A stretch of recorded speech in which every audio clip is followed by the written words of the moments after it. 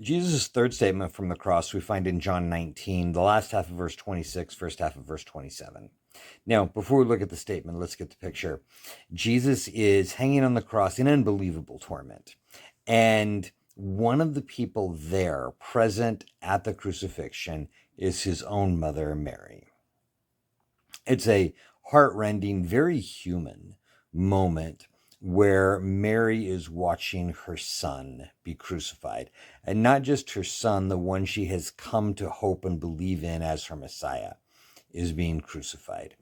And Jesus looks down from the cross and he sees Mary there, and close to her is his disciple John. And Jesus looks at Mary and he says, "Woman, behold your son." And he looks at John and he says, "Behold your mother." And the book of John tells us that John took her into his house from that day forward. So from a practical standpoint, what's happening is Jesus is arranging for his mother to be cared for. What I find so interesting about this statement is the humanity that Jesus expresses in this moment.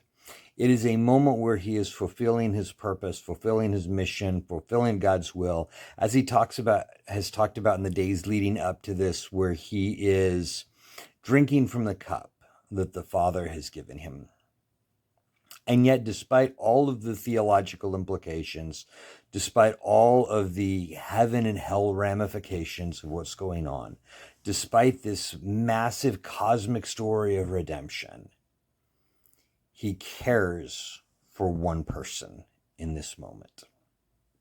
And I think this is very instructive, that Jesus cares not just for the meta-narrative, not just for the big story, but for the individuals. Even in his worst moment, Jesus stopped to make arrangements for Mary's future, to take care of Mary. In his worst circumstances, Jesus still cares for others. And he still cares for you.